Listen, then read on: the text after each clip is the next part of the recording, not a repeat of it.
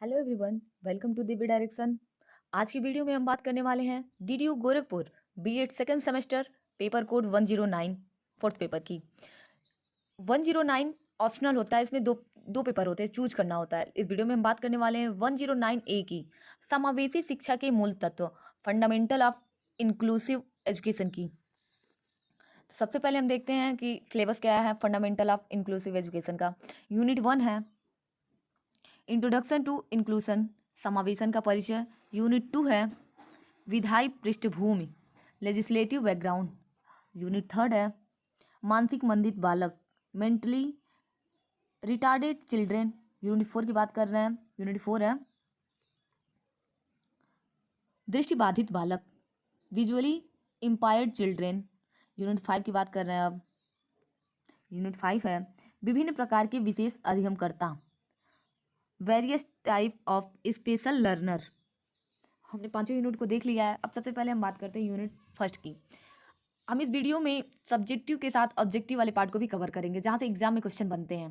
तो सबसे पहले हम देखते हैं यूनिट फर्स्ट का फर्स्ट चैप्टर जो है definition, scope, importance and AIIMS of inclusive education की। समावेशी शिक्षा एवं विशिष्ट शिक्षा, अर्थ, क्षेत्र, महत्व एवं उद्देश्य। तो इस चैप्टर में सबसे पहले हम बात करेंगे शिक्षा क्या होता है, एजुकेशन, शिक्षा का अर्थ एवं परिभाषा। सबसे पहले हम शिक्षा को समझते हैं, उसके बाद विशिष्ट शिक्षा समझेंगे, फिर नेक्स्ट वीडियो में समावेशी शिक्षा को समझेंगे। शिक्षा की बात करें तो शिक्षा एक महत्वपूर्ण और सर्वव्यापी विषय है। यह मानव की एक विशेष उपलब्धि है। शिक्षा मानव विकास का मूल साधन है। इसी विकास के कारण मानव समस्त प्राणियों की मुकुटमणि माना जाता है। मानव शिक्षा के द्वारा ही अपनी वाणी, विवेक, सामाजिकता, सृजनशीलता से विभूषित होता है। इसके द्वारा मनुष्य जन्मजात शक्तियों का विकास, उसके ज्ञान व कौशल में वृद्धि तथा व्यवहार में परिवर्तन किया जाता है। यह कार्य मनुष्य के पैदा होते ही शुरू हो जाता है। उस समय वह बोलना, चलना, उठना, बैठना कुछ भी नहीं जानता, परंतु धीरे धीरे वह बड़ा होता है। जैसे ही वो बड़ा होता है वैसे वैसे वह परिवार व समाज के संपर्क में आता है और उसकी शिक्षा विद्यालय में सुनियोजित ढंग से प्राप्त हो जाती है। विद्यालय के साथ साथ उससे परिवार एवं समाज में भी बहुत कुछ सीखने को मिलता है। आगे देखते हैं। शिक्षा के अर्थ को निम्न आधार पर स्पष्ट कर सकते हैं। इसको कई आधार पर स्पष्ट किया गया है। पहला है शाब्दिक अर्थ, दूसरा संकुचित अर्थ, तीसरा व्यापक अर्थ। अब हम बात करते हैं शिक्षा का शाब्दिक अर्थ। शिक्षा का शाब्दिक अर्थ क्या है? शब्द व्युत्पत्ति की दृष्टि से शिक्षा का उद्गम संस्कृत के शिक्ष धातु से हुआ। शिक्ष धातु का अर्थ सीखना तथा प्रेरक के रूप में प्रयुक्त होने पर अर्थ सिखाना भी होता है। अतः शिक्षा का शाब्दिक अर्थ सीखना और सिखाना हुआ। मोक्षे धर्मान यंत्र विज्ञानम शिल्प शास्त्रेणयो, अर्थात ज्ञान वह है जो उन्नति करता है तथा मुक्ति के लिए मार्ग प्रशस्त करता है, जबकि व्यवहारिक जीवन में जो कुछ सीखा जाता है विज्ञान कहलाता है। शिक्षा शब्द अंग्रेजी भाषा के एजुकेशन शब्द का हिंदी रूपांतरण है। एजुकेशन शब्द की उत्पत्ति लैटिन भाषा के निम्न शब्दों से हुई है। नंबर 1 पहले देखते हैं किस शब्द से हुई है। एजुकेटम शब्द। एजुकेटम शब्द लैटिन भाषा के दो शब्द ई और ड्यूको से मिलकर बना है। यहाँ ई का अर्थ अंदर से और ड्यूको का अर्थ अग्रसर करना, आगे बढ़ाना, बाहर निकालना। इस प्रकार एजुकेटम का अर्थ अंदर से बाहर की ओर ले जाना। अतः एजुकेशन शब्द का अर्थ बालक की आंतरिक शक्तियों को बाहर निकालना या बाहर की ओर ले जाना है। बालक के अंदर बहुत सी मानसिक शक्तियां विद्यमान रहती हैं। ये शक्तियां सुसुप्तावस्था में रहती हैं। इन्हें जगाने, प्रस्फुटित करने और विकसित करने का कार्य शिक्षा ही करती है। अब हम बात करते हैं दूसरे शब्द की, एजुसियर। एजुसियर शब्द का तात्पर्य निकालना, विकसित करना, पथ प्रदर्शन करना होता है। अब नेक्स्ट एजुकेयर। एजुकेयर शब्द का तात्पर्य उठाना, आगे बढ़ाना, प्रगति करना, बाहर निकालना होता है। अब बात करते हैं हम एडिशन महोदय का क्या कथन था। एडिशन महोदय ने क्या बोला है? शिक्षा द्वारा मनुष्य के अंतर्निहित उन शक्तियों या गुणों का दिग्दर्शन होता है जिसको शिक्षा की सहायता के बिना अंदर से बाहर निकालना नितांत असंभव है। अब हम बात करते हैं शिक्षा के संकुचित अर्थ के बारे में। शिक्षा का सबसे प्रचलित रूप ही उसका संकुचित रूप है। जनसाधारण की यह धारणा होती है कि विद्यालय में प्रदान की जाने वाली शिक्षा जिसमें सब कुछ पूर्व निर्धारित होता है, वही शिक्षा है। इसमें पाठ्यक्रम पूर्व निर्धारित होता है, निश्चित शिक्षण विधियां होती हैं, पाठ्यपुस्तकों की निश्चितता और बहुलता होती है और इसमें शिक्षक का स्थान प्रमुख होता है। यह शिक्षा जीवन की कुछ ही वर्षों तक चलती है, अतः इसे पुस्तकीय ज्ञान एवं विद्यालय शिक्षा की भी संज्ञा दी जाती है। अब बात करते हैं शिक्षा की परिभाषा की। ऋग्वेद के अनुसार शिक्षा का क्या परिभाषा है? शिक्षा वह है जो व्यक्ति को विनयी और आत्मविश्वासी बनाए। उपनिषद के अनुसार शिक्षा की परिभाषा को देखते हैं। शिक्षा वह है जिसका प्रमुख साध्य मुक्ति है। याज्ञवल्क्य के अनुसार देखते हैं, शिक्षा मनुष्य को चरित्रवान और संसार में रहने योग्य बनाती है।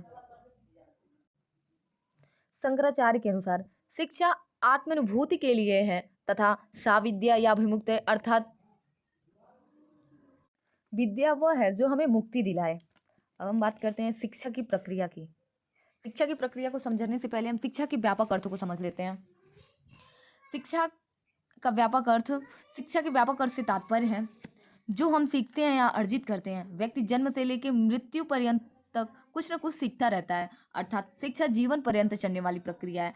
ऐसी शिक्षा किसी विशेष व्यक्ति, समय, स्थान अथवा देश तक सीमित नहीं रहती, अपितु जिसके भी संपर्क में आकर बालक जो कुछ भी सीखता है वह शिक्षा के अंतर्गत आता है। अब हम बात करते हैं शिक्षा की प्रक्रिया, प्रोसेस ऑफ एजुकेशन।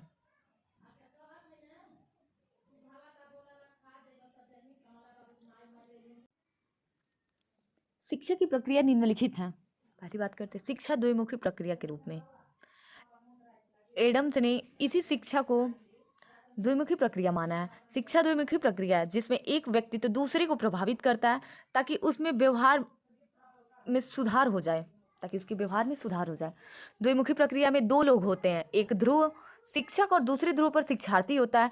दोनों के कार्यों का समन्वय महत्व होता है। एक बोलता है तो दूसरा सुनता है, एक पथ प्रदर्शक का काम करता है तो दूसरा उसका अनुगमन करता है। जॉन डीवी ने भी शिक्षा को द्विमुखी प्रक्रिया माना है। उसके अनुसार शिक्षा प्रक्रिया के दो ध्रुव होते हैं, शिक्षक और शिष्य। अब बात करते हैं शिक्षा की त्रिमुखी प्रक्रिया की। रायबर्न ने शिक्षा की त्रिमुखी प्रक्रिया माना है। उनके अनुसार शिक्षा के तीन ध्रुव हैं, शिक्षक, शिक्षार्थी, पाठ्यक्रम। और जे एडमसन ने भी शिक्षा की त्रिमुखी प्रक्रिया को माना है। शिक्षक और शिक्षार्थी के साथ पाठ्यक्रम ही एक महत्वपूर्ण अंग है। पाठ्यक्रम का अर्थ केवल पुस्तकीय ज्ञान न होकर उन सब विचारों, भावों, मान्यताओं और अनुभवों से है जिसमें बालक का सर्वांगीण विकास होता है।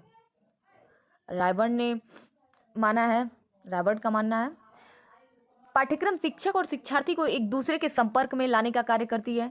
शैक्षिक मूल्यांकन विशेषज्ञों ने शैक्षिक प्रक्रिया को शैक्षिक लक्ष्यों, उनकी प्राप्ति के लिए सीखने सिखाने की परिस्थितियों और मूल्यांकन विधियों, तीन अंगों में विभाजित किया है। शिक्षा की प्रक्रिया इन्हीं तीन अंगों के बीच चलती है, शिक्षण लक्ष्य, परिस्थितियाँ, मूल्यांकन विधि। अब बात करते हैं शिक्षा एक गतिशील प्रक्रिया है।